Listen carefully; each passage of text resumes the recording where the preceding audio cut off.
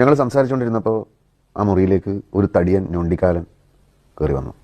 അയാളും സുരേഷിൻ്റെ കൂടെ താമസിക്കുകയാണെന്ന് മനസ്സിലായി. സുരേഷ് അയാളെ എനിക്ക് പരിചയപ്പെടുത്തി. എൻ്റെ ഒരു സുഹൃത്താണ്. ഈ ഞൊണ്ടിക്കാല് ബൈക്ക് അപകടത്തിൽ പറ്റിയതാണ്. പിന്നെ സിനിമയിലൊക്കെ അഭിനയിക്കാനൊക്കെ ആയിട്ട് വന്നതാ. എനിക്ക് നോക്കി, ഓഹോ.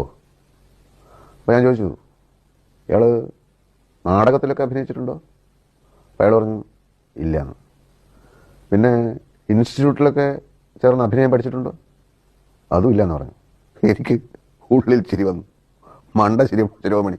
ഇവിടെ ഒരുത്തൻ ഒരുപാട് നാടകങ്ങളിൽ അഭിനയിച്ചും ഇൻസ്റ്റിറ്റ്യൂട്ടിൽ ശാസ്ത്രീയമായ അഭിനയം പഠിച്ചു, എന്നിട്ട് ചോദ്യം കുത്തി നടക്കുന്നു. അപ്പോഴാണ് ഒരു പിണ്ണാക്ക് പറഞ്ഞുകൂടാതെ ചുമ്മാ സിനിമയൊക്കെ അഭിനയിക്കാൻ കയറി വന്നിരിക്കുക ഒരുത്തൻ. അപ്പോൾ എനിക്ക് മനസ്സിൽ തോന്നി, മക്കളെ മോനെ, ഇവിടെ കിടന്ന് പട്ടിണി കിടക്കാണ്ട് വേഗം സ്ഥലം വിട്ടോ. അവൻ്റെ മോന്ത കണ്ടാലും മതി, ബലൂൺ വീർപ്പിച്ചതുപോലെ ഉണ്ടേ.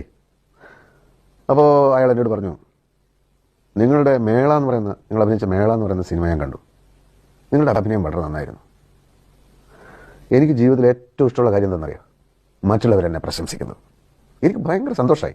അയാളോടൊരു സോഫ്റ്റ് കോർണറും തോന്നി. അങ്ങനെ ഞാൻ അയാളോട് ചോദിച്ചു, സുഹൃത്തെ, എന്താണ് നിങ്ങളുടെ പേര്? അയാൾ പറഞ്ഞു, എൻ്റെ പേര് മോഹൻലാൽ.